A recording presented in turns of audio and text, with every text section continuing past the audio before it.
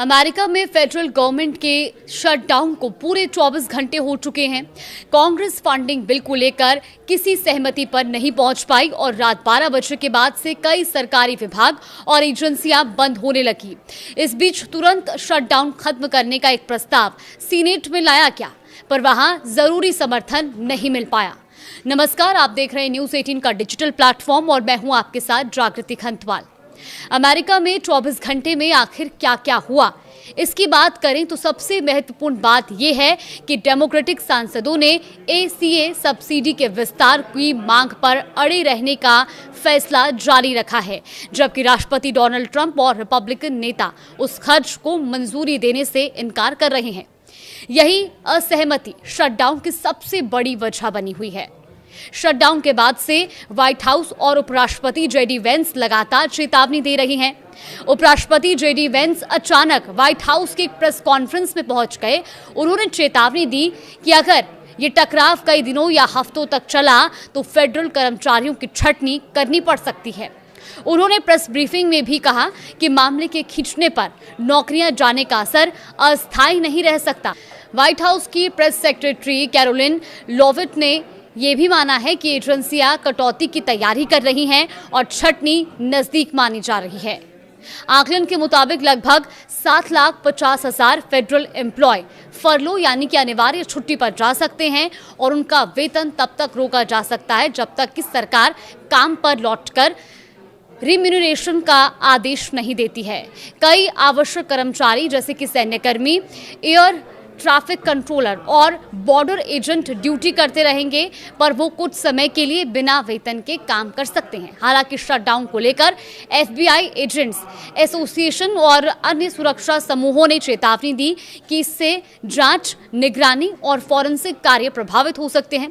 उनका ये भी कहना है कि संसाधन कम होने से आतंकवाद, ड्रग तस्करी और साइबर खतरों से निपटना भी मुश्किल होगा। इसीलिए कई शीर्ष सुरक्षा अधिकारी और संघों ने शटडाउन को राष्ट्रीय सुरक्षा का मसला करार दिया है। ट्रंप ने शटडाउन को एक मौका बताया।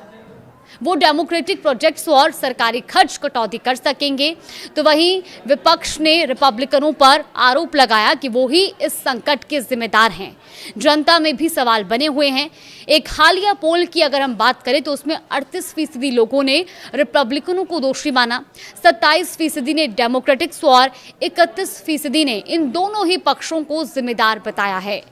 DOI की योजना के मुताबिक कई नेशनल पार्क आंशिक रूप से खुलेंगे, पर सेवाएं कम होंगी और संवेदनशील हिस्से बंद किए जा सकते हैं।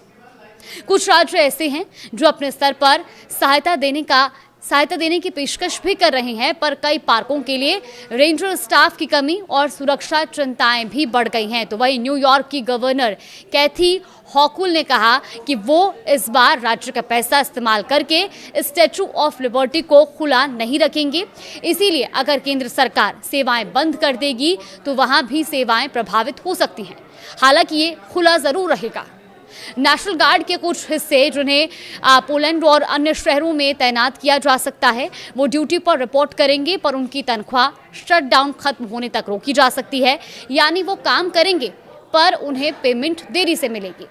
DHS का कहना है कि जटिल वित्तीय कामों के बीच में CPB यानी कि custom and border protection tariff revenue बटोरना जारी रखेगा, ताकि व्यापार और सीमा प्रक्रियाओं में पूरी तरह से रुकावट ना आए। हालांकि स्टाफ की कमी से ये प्रक्रियाएं धीमी जरूर हो सकती हैं। कांग्रेस के दोनों सदन आगे बहस करेंगे, पर सीनेट में 60 वोट चाहिए थे, जो इस बार नहीं जुट पा रहे।